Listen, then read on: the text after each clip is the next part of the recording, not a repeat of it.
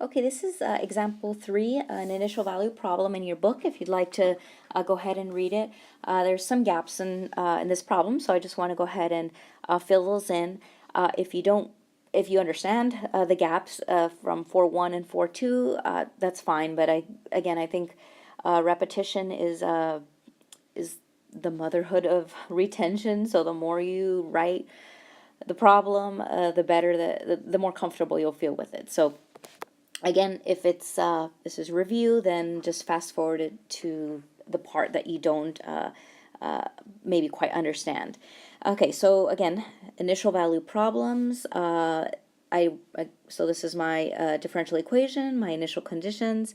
I know I want to take the Laplace inverse of both sides, so that's what I did. I know it looks a little bit sloppy, but the Laplace transform, right, of this guy, Laplace transform of this guy, which is this right here. And if we take the Laplace inverse of, the Laplace transform of each side, remember that we have nice formulas for these guys. And then this is a nice, this is in our table actually. So if we go ahead and do that, let's go ahead and write it out. Okay, so we have, let's see, we have s squared. So this is, again, this is not x chi of x. We're going to call it big Y because it's our function is in Y. So we have capital Y of s, right? This is, again, our capital F of s minus s times little y of 0 minus y prime of 0. So that is this guy right here.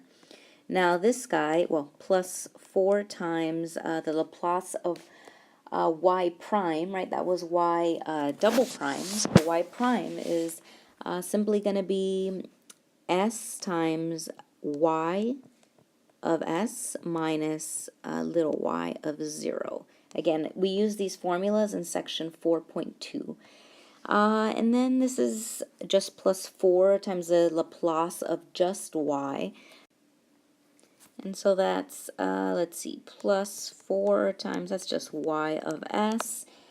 And then the right-hand side, right, the Laplace transform of the function t squared.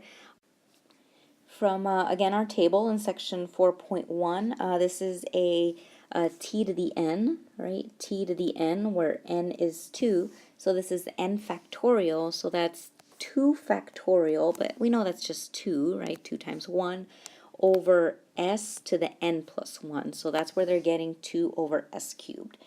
So let's go ahead and simplify all of this, right? And I'm going to be inserting or using the initial conditions that were given.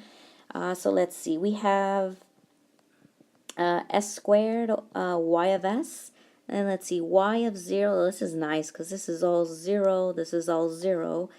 Okay, so that's gone. Plus 4, let's see, this is 0, so this is gone, so this is just 4s y of s. And I mean, technically we don't need these parentheses anymore since we have zeros.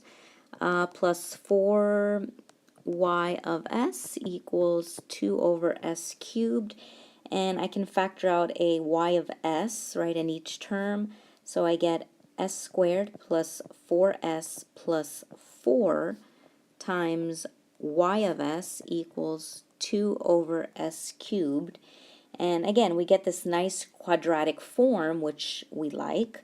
So solving for capital Y of s, we get, let's see, 2 over s cubed times s squared plus 4s plus 4. And let's see, we can even factor that guy. That's a nice perfect square trinomial. It's actually s plus 2 squared. Okay, so now we're kind of using the new part here in section 4.3. We want to use one of the rules on page 289 of your book. And there's 2 rules. There's a linear factor partial fractions, and there's a quadratic factor partial fractions. So we're going to be using rule 1, which is linear factor partial fractions, because we have some linear factors here. right? We have, right, this is a linear factor in here, and then we're squaring it. And I mean, this is really s minus 0 cubed if you want to actually write it out. So let me maybe do, this is really says this, right? There's no translation there. Times, you can even say 1 over s, that's really s plus 2 times s plus 2, but we'll go ahead and leave it squared.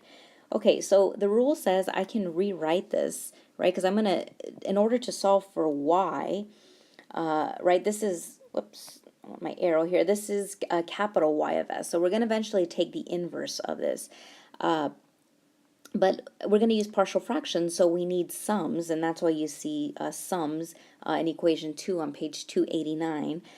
So let's see, maybe, I mean, we can call this, well, let's start with our denominators, actually.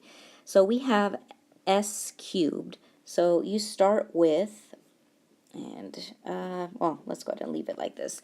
We have s cubed, okay, and you go in descending order, so s cubed, and then you have s squared, okay, and then you have s, so that's when you know when to stop, and then I can add, and then I have s plus 2, right, I have 2 of them, right, and then I'm going to go down by 1, s plus 2, right, this is really a 1.